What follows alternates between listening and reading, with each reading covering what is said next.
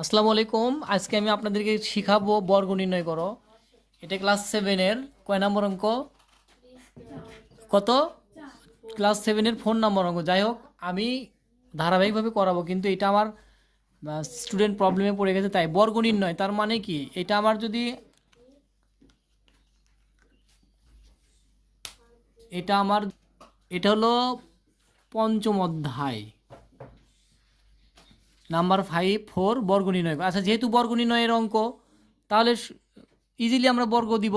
এটাই আপনারা বুঝতে পারেননি, এটাই বুঝতে পারেননি। এটা সূত্র কিন্তু দেখেন, এটা যদি আমার এ হয়, এটা যদি বি হয়, মাঝখানে প্লাস, তাহলে A plus B whole square সূত্র হবে। ধরেন এটাকেই ধরেন আমি দিলাম A plus B whole square দিলাম, তাহলে কি দাঁড়ায়?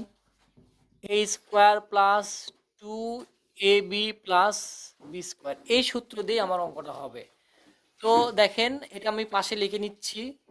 এ প্লাস বি হোল স্কোয়ার সমান সমান A square plus 2ab plus B square. তো এটা যদি আমার এ হয়, যেহেতু বর্গ করে নিয়েছি, তাহলে 5a এটাকে স্কোয়ার করলাম, সরি, এখানে 5a স্কোয়ার আছে, এই স্কোয়ারটাকেই পুরোটাই আমার এ, তাহলে এখানে স্কোয়ার করলে স্কোয়ার প্লাস 2a কোনটা 5a স্কোয়ার, এটা আমার এ, বি কোনটা 9m স্কোয়ার, এটা আমার বি।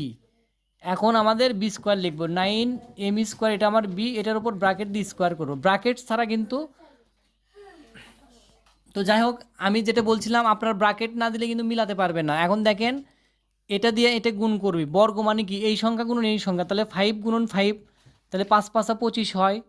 এ স্কোয়ার আছে, এ লিখলাম, এটা গুণন এটা হবে, তাহলে a4 প্লাস এই দুটো গুণ করবো, 5 দোকানো 10, 9 10 90, এ স্কোয়ার এম স্কোয়ার প্লাস এখানে 9 গুণন 9, ওই সংখ্যা গুণন ওই সংখ্যা, 9 9 কত হয় 81, এম স্কোয়ার আছে, এ স্কোয়ার গুণ করো 4m4, এটাই অ্যান্সার আছে। আপনারা লক্ষ্য করে দেখেন, এটাই অ্যান্সার পাবেন, এটাই আছে না?